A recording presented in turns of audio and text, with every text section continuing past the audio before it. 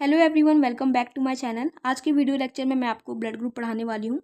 तो वीडियो को आपको पूरा कंप्लीट वॉच करना है। अगर आप मेरे चैनल पर पहली बार आए हैं तो चैनल को सब्सक्राइब करके बेल आइकन को प्रेस कर देना है ताकि फ्यूचर में अपलोड होने वाली किसी भी न्यू वीडियो का नोटिफिकेशन आप सभी लोगों तक पहुँच जाए। तो चलिए वीडियो को स्टार्ट करते हैं बिना किसी डिले के।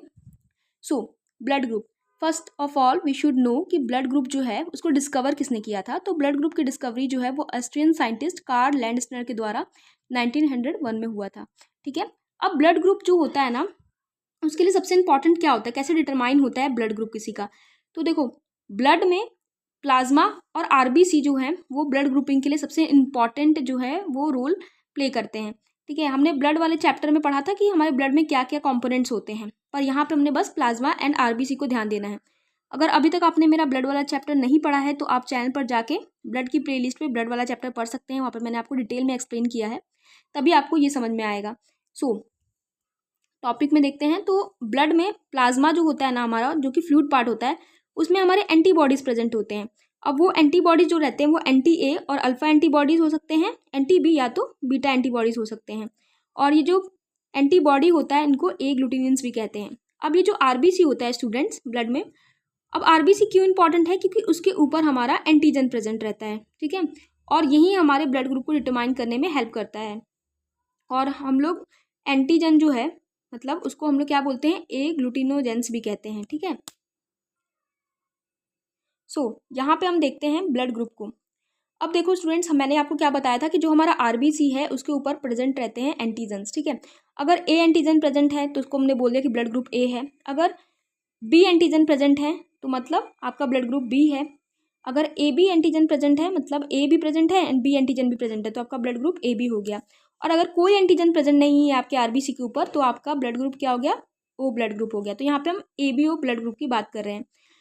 और लैंडस्टर ने हमें कुछ लॉ दिए थे, दो लॉ थे उनके, जिनमें से एक लॉ ये कहता है कि जब भी अगर आपका आरबीसी में कोई पार्टिकुलर एंटीजन प्रेजेंट हो तो उसके जो कॉरस्पॉन्डिंग होता है, मतलब सेम एंटीबॉडीज भी प्रेजेंट नहीं रहना चाहिए। अगर मान लो यहाँ पे ए एंटीजन प्रेजेंट है आरबीसी के ऊपर, तो जो प्लाज्मा बॉडी होगी तो उसमें हमारा जो एंटीबॉडी होगा ना वो अपोजिट रहेगा। जैसे कि ए एंटीजन है तो यहाँ पे देखो बी एंटीबॉडी है, यहाँ पे बी एंटीजन है तो हमारे पास यहाँ पे क्या है, यहाँ पे हमारे पास ए एंटीबॉडी है। ठीक है। तो मतलब हमेशा अपोजिट रहता है। ऐसा क्यों रहता है मैं आपको बताती हूँ यहाँ पे।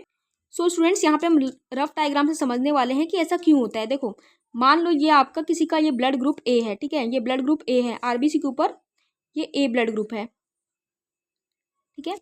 और अगर मान लो कि उस पर्सन के अंदर, ब्लड के अंदर अगर ए एंटीबॉडीज भी प्रेजेंट हो गई तो क्या होगा, यहाँ पे देखो, यहाँ पे ये फिट हो जाएगा आराम से एंटीबॉडीज, जिसकी वजह से क्या हो जाएगा, ए ग्लूटिनेशन हो जाएगा। यानी कि हमारे ब्लड जो है उसका क्लम्पिंग हो जाएगा, क्योंकि ये आराम से फिट हो जाएगा, क्योंकि इसका भी शेप स्पाइक वाला है और जो एंटीबॉडी है वो भी सेम पार्टिकुलर फिट की हो जाएगी। तो इसकी वजह से क्या होता है, ए ग्लूटिनेशन हो सकता है। तो अगर मान लो ए ब्लड ग्रुप है किसी का और एंटीबॉडी अपोजिट है, ठीक है, यहाँ पे बी एंटीबॉडी है, यहाँ पे बी एंटीबॉडी है, तो इसका ये जो है, इसको आप देखो कि इसका स्ट्रक्चर जो है डिफरेंट है। अब ये तो इसमें बिल्कुल फिट नहीं आएगा, ये देखो यहाँ से फिट नहीं है पूरी तरीके से। लेकिन अगर ए ब्लड ग्रुप वाले में ए एंटीबॉडी है तो वो आराम से फिट हो जाएगा। तो यहाँ पे क्या हो जाएगा, ए ग्लूटिनेशन हो जाएगा, जो हमें नहीं चाहिए, ब्लड की क्लम्पिंग हो जाएगी। इसलिए हमेशा अपोजिट प्रेजेंट रहता है एंटीबॉडी। ठीक है। तो यहाँ पे ये काफ़ी बेसिक सी साइंस थी, अगर आप ये समझ गए ना तो आपको ये काफ़ी इजीली समझ में आ जाएगा। तो हमने देखा ब्लड ग्रुप किसी का अगर ए है तो एंटीबॉडी अपोजिट होगा, तो यहाँ पे बी है। अगर किसी का ब्लड ग्रुप ए बी है तो कोई भी एंटीबॉडी उसमें प्रेजेंट नहीं रहती है। ठीक है। और जो किसी का ब्लड ग्रुप बी है तो उसमें एंटीबॉडी क्या रहेगा, ए प्रेजेंट रहेगा, हमेशा अपोजिट प्रेजेंट रहेगा एंटीबॉडी, ताकि वो फिट ना हो पाए। ठीक है। और ब्लड का क्लम्पिंग ना हो जाए। अगर किसी का ब्लड ग्रुप ओ है तो ओ वाले ब्लड ग्रुप में कोई भी एंटीजन प्रेजेंट नहीं रहते। आप देख सकते हो यहाँ पे कोई भी एंटीजन नहीं है और ब्लड ग्रुप ओ है, और ऐसे पर्सन में दोनों एंटीबॉडीज प्रेजेंट रहती है। ठीक है। उनमें ए एंटीबॉडी प्रेजेंट रहती है अल्फा, और बीटा एंटीबॉडी प्रेजेंट रहती है। ठीक है। क्योंकि यहाँ पे कोई एंटीजन ही नहीं है तो क्लम्पिंग होने का डर ही नहीं है उन लोगों में। तो हमने यहाँ पे बहुत ईजी तरीके से ब्लड ग्रुप को समझा है। अब ये यहाँ पे कुछ इंपॉर्टेंट पॉइंट्स जान लेते हैं। पर्सन जो ब्लड को डोनेट करता है उसे क्या बोलते हैं, उसको डोनर बोलते हैं। और पर्सन जो ब्लड को रिसीव करता है उसे स्टूडेंट्स रेसिपेंट बोलते हैं। और जो ब्लड ग्रुप ओ नेगेटिव होता है ना, वो यूनिवर्सल डोनर होता है। मतलब जो ब्लड ग्रुप ओ वाले पर्सन रहते हैं वो किसी को भी अपना ब्लड दे सकते हैं, ठीक है। इनको यूनिवर्सल डोनर कहते हैं। उनमें से भी O negative is universal donor. And जिनका ब्लड ग्रुप ए बी पॉजिटिव होता है वो यूनिवर्सल रेसिपेंट रहते हैं, वो किसी से भी ब्लड ले सकते हैं। ये देखो, ये ए बी वाले हैं ना, वो किसी से भी ब्लड को ले सकते हैं। तो ये यूनिवर्सल रेसिपेंट हो गए, और जो ओ नेगेटिव हो गया वो यूनिवर्सल डोनर हो गए। अब सबसे इम्पॉर्टेंट हमारे पास एक क्वेश्चन आता है RH फैक्टर, जो कि स्टूडेंट्स को बहुत कंफ्यूज करता है। अब देखो RH फैक्टर क्या होता है। हमने यहाँ पे नॉर्मल ब्लड ग्रुप की बात कर ली, ABO ब्लड ग्रुप। फिर एक और ब्लड ग्रुप डिस्कवर हुआ था, RH फैक्टर डिस्कवर हुआ था। ये भी एक एंटीजन है जो RBC के ऊपर प्रेजेंट रहता है, जैसे कि A एंटीजन, B एंटीजन और AB हमने देखा ना, वैसे ही एक और एंटीजन बाद में फाउंड हुआ कि ये भी प्रेजेंट रहता है RBC के ऊपर, उसको RH फैक्टर बोलते हैं। इसको डिस्कवर किसने किया था? लैंडस्टाइनर एंड वीनर ने डिस्कवर किया था। पहली बार इसको डिस्कवर किया गया था रिसस मंकी में, ठीक है। इसके लिए इसका नाम क्या है? RH है। देखो रिसस मंकी से इसका जो नाम है RH फैक्टर आया। ऐसे लोग जिनमें D एंटीजन प्रेजेंट होता है उनको RH पॉजिटिव कहते हैं, ठीक है। अब मैं इसको बताती हूँ कैसे। अब देखो हमने यहाँ पे क्या देखा था, यहाँ पे कोई पर्सन है जिसका ब्लड ग्रुप A है, ठीक है। ये A है, स्पाइक्स बने हुए हैं, ये A ब्लड ग्रुप है। और मैंने आपको क्या बताया था कि अगर ब्लड ग्रुप A है किसी का, तो एंटीबॉडी में क्या रहेगा? बीटा या B एंटीबॉडी प्रेजेंट रहेगा, ठीक है, ताकि क्लम्पिंग ना हो जाए ब्लड का। अब बात हो रही है RH फैक्टर की। अगर कोई व्यक्ति RH पॉजिटिव है तो क्या होगा? ये देखो यहाँ पे एक और एंटीजन पाया जाएगा, ये हमारा RH वाला एंटीजन है। तो इस व्यक्ति का ब्लड ग्रुप क्या होगा? ये A तो पहले से था, पर एंटीजन भी प्रेजेंट है RBC में। RBC में A एंटीजन भी प्रेजेंट है एंड D एंटीजन भी प्रेजेंट है।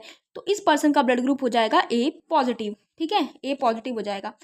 अब अगर कोई पर्सन है जिसमें RBC में ओनली A प्रेजेंट है, मतलब A एंटीजन प्रेजेंट है, और कोई एंटीजन नहीं है, D एंटीजन प्रेजेंट नहीं है, तो ऐसे इंसानों का ब्लड जो है वो A नेगेटिव हो जाएगा, ठीक है। तो ये पॉजिटिव और नेगेटिव का कॉन्सेप्ट था। अब हम लोग को पढ़ना है RH इनकम्पैटिबिलिटी क्या होता है। तो ये एक काफ़ी बड़ा टॉपिक है, इसको मैं आपको नेक्स्ट वीडियो में पढ़ाऊँगी। अगर आपको ये वीडियो अच्छी लगी होगी तो वीडियो को ज़्यादा से ज़्यादा शेयर करें, लाइक करें, चैनल को सब्सक्राइब करें, बेल आइकन को प्रेस कर दें, एंड कमेंट सेक्शन में रिव्यू दें कि आपको ये वीडियो कैसी लगी है एंड नेक्स्ट किस टॉपिक के ऊपर आपको वीडियो चाहिए। बाकी RH इनकम्पैटिबिलिटी जो है वो मैं आपको एक नेक्स्ट वीडियो में सेपरेटली समझाऊंगी, क्योंकि वो खुद में ही एक बहुत बड़ा टॉपिक है। बस इतना जान लो स्टूडेंट्स कि जो RH इनकम्पैटिबिलिटी है वो क्यों होता है, कि अगर मदर अगर नेगेटिव है, ठीक है, ब्लड ग्रुप मदर का नेगेटिव है एंड फादर का ब्लड ग्रुप पॉजिटिव है, और जो उनका बेबी हुआ उसका ब्लड ग्रुप भी पॉजिटिव है, तो मदर में कुछ कॉम्प्लिकेशंस हो जाते हैं, जो कि फर्स्ट प्रेगनेंसी में जो है वो मतलब वो जो उनका बेबी है उनको कोई प्रॉब्लम नहीं होती, मदर को भी कोई प्रॉब्लम नहीं होती। बस ये होता है कि उनमें एंटीबॉडीज़ बन जाती हैं, ठीक है, D एंटीजन के खिलाफ एंटीबॉडीज़ बन जाती है। बट अगर वो सेकेंड टाइम कंसीव करेगी तब कुछ प्रॉब्लम्स हमें देखने के लिए मिलती है, तो उसके लिए हमें RH इनकम्पैटिबिलिटी पता होना चाहिए, जो मैं आपको नेक्स्ट वीडियो में बताऊंगी। सो आई होप आपको ये वीडियो हेल्पफुल लगी होगी। Thank you so much for watching this video.